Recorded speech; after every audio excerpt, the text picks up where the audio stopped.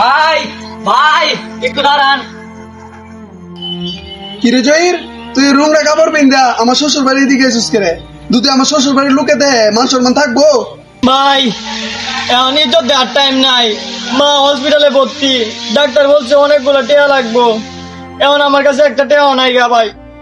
কি এটা যেদিন আমি এই ফ্যামিলি ছাইরা শ্বশুর বাড়ি থেকে উঠছি, এদিন থেকে এই ফ্যামিলির কথা বাদ দিছি। তোর টিয়া তুই বা করে লো, অনেকগুলা টিয়া লাগবো না, আমি কি করতাম? গিয়ে ভর্তি করাইবে এনে? ভাই তুমি অল্প কিছু টেয়া হইলো না আমারে দাও, মারের চিকিৎসা করেন লাগা, পরে সব টেয়া আমি তোমারে পরিশোধ করে দিব।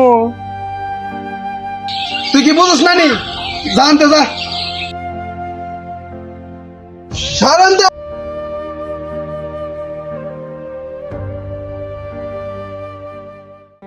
কত সাহস কম না, তুই 2 দিন পরে পরে আমার দুলো বাড়িতে টেয়া নিতে। ও ওখানে টেয়া নাই দেখা মার অসুখের কথা কয়া টেয়া নিয়ে খাইতে না। তোর আমি ভালো রকম হয়েছি নি, দুলো বাড়িতে তোরে আসতে লাতে দিছে, ওখানে সময় আছে বাইতে যাই, গান হইলে আমি মন লাতি দিব, তোর মাদার আড্ডি ভেঙে দেবো গা। ভাই তুমি আমার ফিরাই দিও না, আল্লাহ দোয়াই লাগে। আমি কোনো বাইটাই ছিলি না, আমি তো শ্বশুর বাড়ির টাকা চলি, শ্বশুর বাড়ির টাকাটা দিয়ে খাই। আমি কইতে তোরে টিয়া দিয়াম? হ্যাঁ মান এর গাদ ধুইতে টাকাতে বা করে দিস না।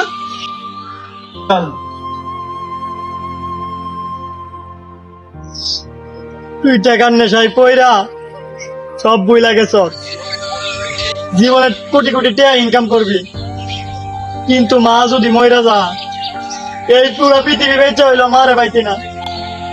তুই কানবি, একদিন ঠিকই কানবি, তুই কিন্তু মারে পাইবি না।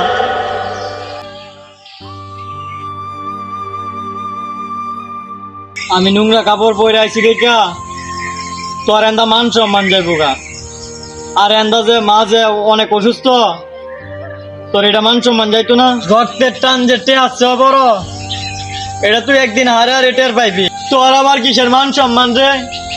তুই আপন মা বাবা ভাই থইয়া তুই থাক শ্বশুর বাড়িতে, তোর মতন বাইরে আমি থুতু মারি।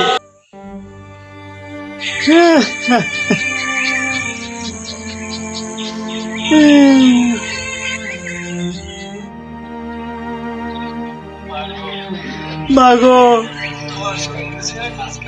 তোমার ছোট্ট ছেলেটা আজকে বড়ই অসহায়, তোমার আমি কেমনে বুঝাই? আমি যে আজকে গরিব বইলা তোমারে অস্বীকার করছে, আমারে অস্বীকার করছে। যেই ছেলেকে না তুমি নিজে না খাইয়া এত কষ্ট কইরা বড় করছো,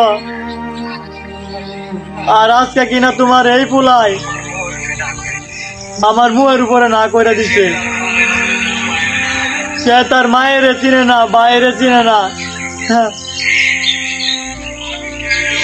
আমি কেমনে তোমারে বুঝাই?